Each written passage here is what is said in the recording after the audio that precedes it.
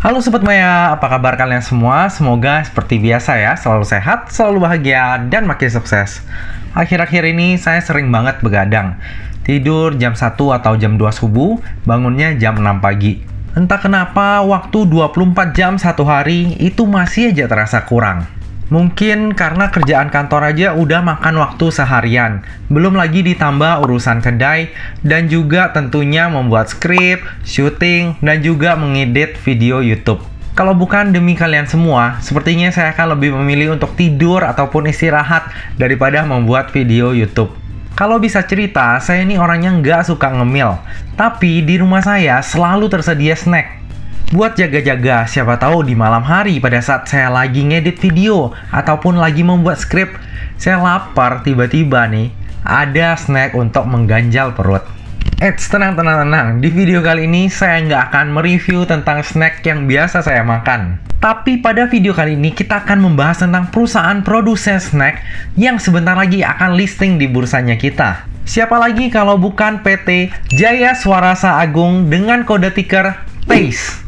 Penasaran dengan prospektusnya? Jangan lupa saksikan video ini sampai habis ya. Jadi, PT Jaya Swarasa Agung atau nantinya saya sebut dengan TASTE ini didirikan pada tahun 1998 dan bergerak di bidang industri makanan ringan. TASTE saat ini memiliki 4 unit bisnis, yaitu wafer roll, biskuit and cracker, coklat mazes, dan juga snack puff. Salah satu produk unggulan dari TASTE adalah Trix, sebuah brand potato chips yang mengusung tema wellness. Sehat, tapi tetap enak. Sayangnya, pas saya iseng mencari di Alfamart, Indomaret, ataupun di Transmart, saya nggak bisa menemukan Trix. Malah adanya di platform e-commerce online. Padahal saya pengen coba nih. Tapi sayangnya, akses untuk mendapatkannya ternyata nggak mudah.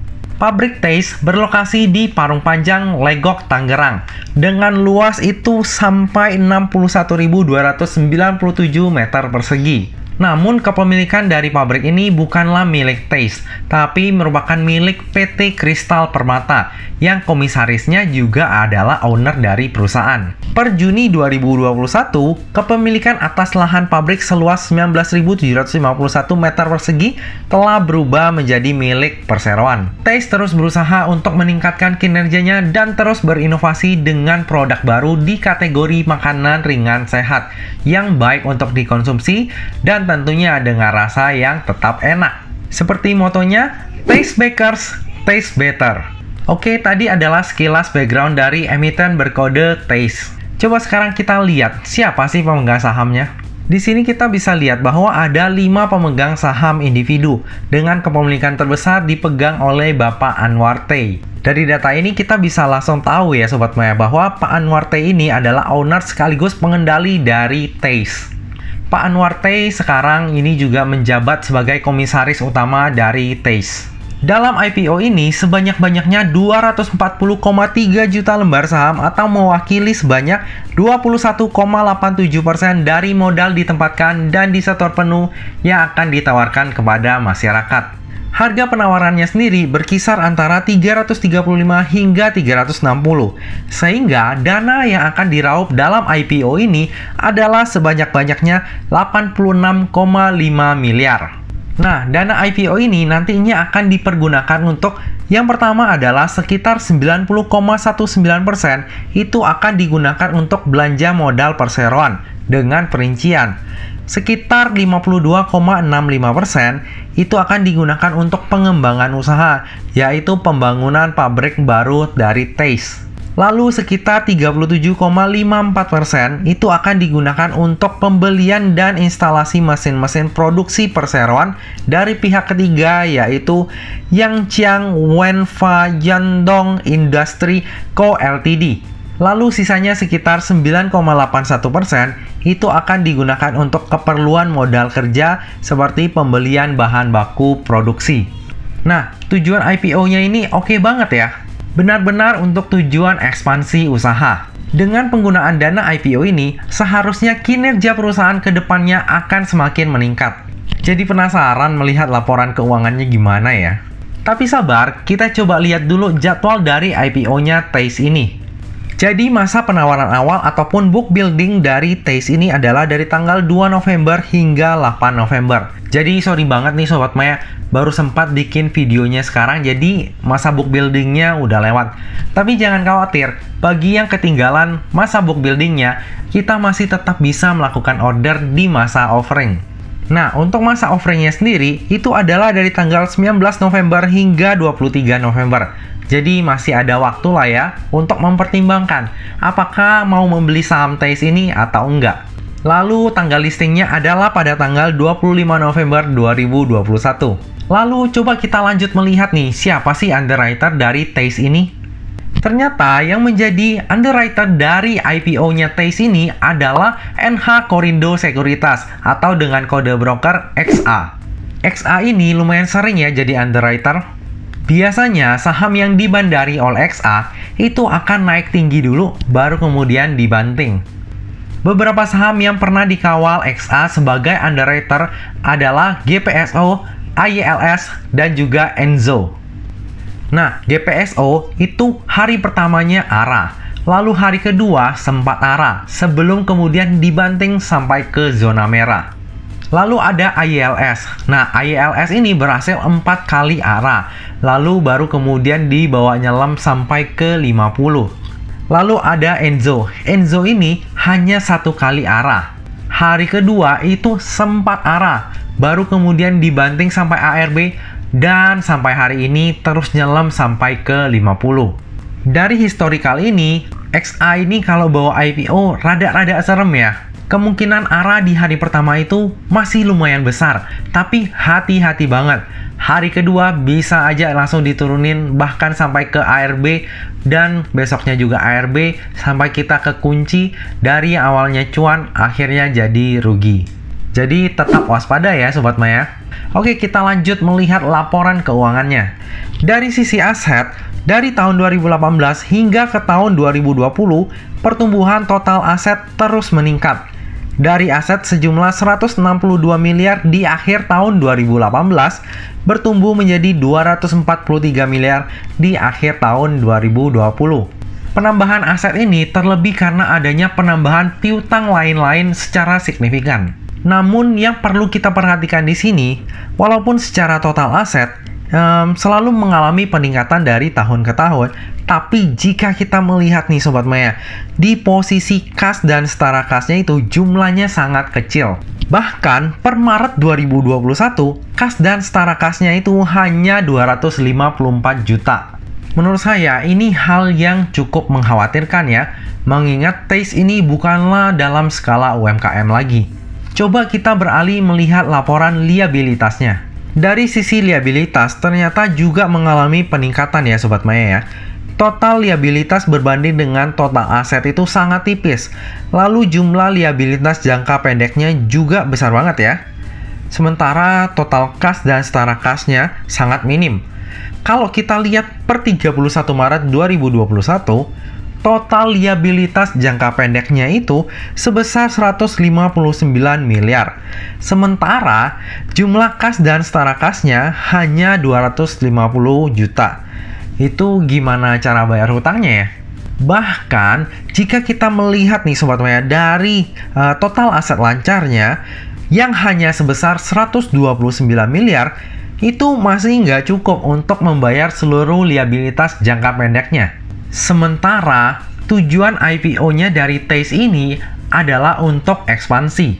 Wah, jadi kayak agak meragukan ya. Bagi yang mau masuk dan invest jangka panjang di Taste ini, jangan lupa untuk selalu pantau ya penggunaan dana IPO-nya ini benar nggak untuk ekspansi pembangunan pabrik.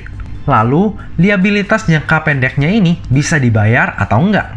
Kalau kita melihat dari sisi rasio hutang, Taste ini nggak masuk ke dalam efek seri A ya.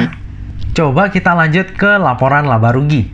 Jika kita melihat di laporan laba rugi, di tahun 2019 perusahaan sempat merugi, tapi kembali mencatatkan laba di tahun 2020 yang bahkan lebih bagus daripada tahun 2018.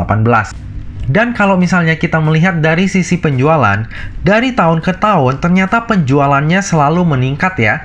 Di tahun 2018, penjualannya hanya sebesar 178 miliar. Tapi di tahun 2020, penjualannya sudah naik hampir 2 kali lipat menjadi 308 miliar. Kalau kita lihat dari sini, artinya ruang bertumbuh untuk Taste ini masih sangat besar. Dan tentunya dengan penambahan pabrik, penjualan dari Taste ini seharusnya akan terus meningkat ke depannya. Nah, dengan kinerja Taste ini, kira-kira harga di IPO-nya ini mahal nggak ya? Coba langsung kita hitung PER dan PBV-nya untuk tahun 2020 dan juga 2021. Nah, setelah kita hitung, maka dapatlah data seperti ini, Sobat Maya. Kalau kita lihat di sini, untuk valuasi di tahun 2020 itu super mahal ya. Nah, kalau untuk valuasi di tahun 2021, ini bisa jauh lebih membaik karena adanya penambahan dana IPO dengan nilai lebih dari 3 kali ekuitasnya. Sehingga book value-nya naik, jadi PBV-nya juga lebih baik daripada tahun 2020. Nah, jika kita bandingkan dengan kompetitornya, PER-nya Taste ini sangat mahal. Namun secara PBV masih tergolong standar. Namun tentunya harus diingat dan juga menjadi catatan bagi kita bahwa peningkatan book value ini karena adanya penambahan dana IPO yang hampir 3 kali dari ekuitas sebelumnya. Nah, kalau kita lihat di sini ya, untuk kompetitornya sendiri ini Sobat Maya, saya ambil TGKA, ICBP, AISA, dan MIOR. Nah, kalau misalnya kita lihat di sini, dari sisi PER ini udah jelas lah ya, Taste itu paling mahal. Sementara untuk PBV-nya di tahun 2021, ini ya sedikit lebih menang lah dibanding TGKA itu 4,18, sementara Taste itu 3,43. Lalu ICBP menang sih ICBP-nya ya 2,22. Lalu dari AISA itu 4,38 dan MIOR itu 5,38. Jadi kalau dari PBV di 2021 ya sebenarnya tergolong standar lah ya, dia cuma kalah dari ICBP. Nah, nantinya dengan adanya penambahan pabrik, diharapkan kinerja dari Taste ini juga ikutan meningkat. Kalau misalnya kinerjanya meningkat, artinya nanti PER-nya juga akan membaik. Nah, dari tadi udah banyak banget yang kita bahas, sekarang sampai juga kita ke bagian kesimpulan. Kesimpulan yang pertama, revenue dari Taste selalu meningkat dari tahun ke tahun. Hal ini mengindikasikan bahwa masih ada ruang tumbuh yang lumayan besar bagi Taste. Namun jika kita perhatikan, walaupun revenue ataupun penjualannya itu selalu meningkat, tapi labanya cenderung masih belum stabil. Di tahun 2019, walaupun perusahaan mencatatkan kenaikan penjualan, tapi ternyata malah membukukan kerugian. Baru di tahun 2020 mencatatkan laba kembali. Walaupun penjualannya selalu meningkat, tapi yang akan dilihat oleh para investor adalah real money-nya. Jadi PR bagi Taste ini adalah terus meningkatkan konsistensinya untuk mencetak laba, sehingga dapat memberikan keuntungan bagi perusahaan dan juga para pemegang saham. Lalu kesimpulan yang kedua, valuasi dari Taste ini cenderung udah mahal ya.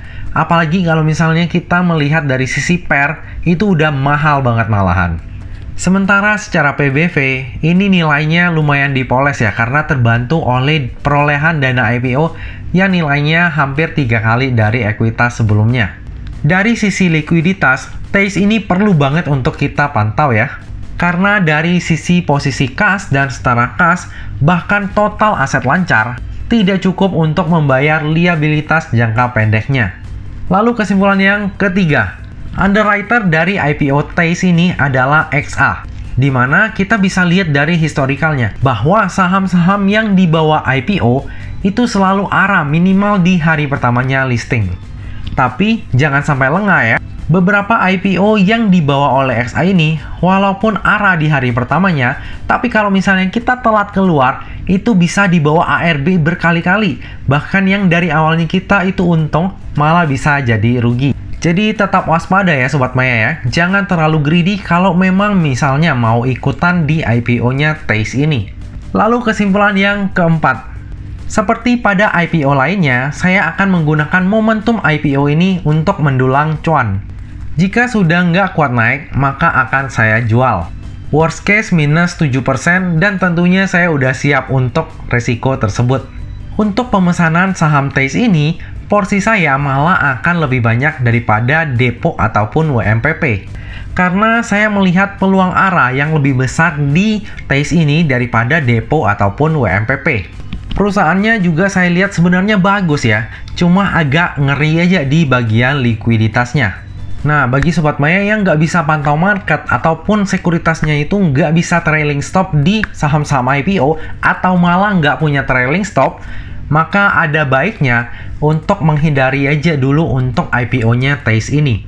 Agak ngeri soalnya. Kalau tiba-tiba dibanting, itu bisa ARB sampai berhari-hari. Lebih lengkapnya tentang pemesanan saya ini akan saya post di tab community pada saat masa offering ya. Nah Sobat Maya, demikianlah video pembahasan saham IPO TAZE. Semoga video ini dapat bermanfaat bagi Sobat Maya dan dapat menjadi bahan pertimbangan apakah Sobat Maya akan membeli saham TAZE ataupun enggak. Bagi yang merasa terbantu, jangan lupa untuk subscribe, like, komen, dan share video ini ya. Terima kasih juga kepada Sobat Maya yang udah mau menonton video ini sampai akhir. Dan beribu terima kasih kepada Sobat Maya yang udah bersedia memberikan saya feedback, masukan, dan tentunya juga semangat untuk terus membuat video. Next, masih akan ada banyak IPO yang akan listing di bursanya kita, dan saya akan berusaha semaksimal mungkin untuk bisa mereview semua IPO tersebut. Kalau misalnya enggak, mungkin saya akan pilih saham IPO yang menarik menurut saya ya. Nah Sobat Maya, demikianlah video kali ini. Akhir kata, jangan lupa untuk selalu jaga kesehatan, jangan lupa untuk selalu bahagia, dan semoga perjalanan investasi kita selalu cuan bareng-bareng. Sampai jumpa di video selanjutnya. Dah!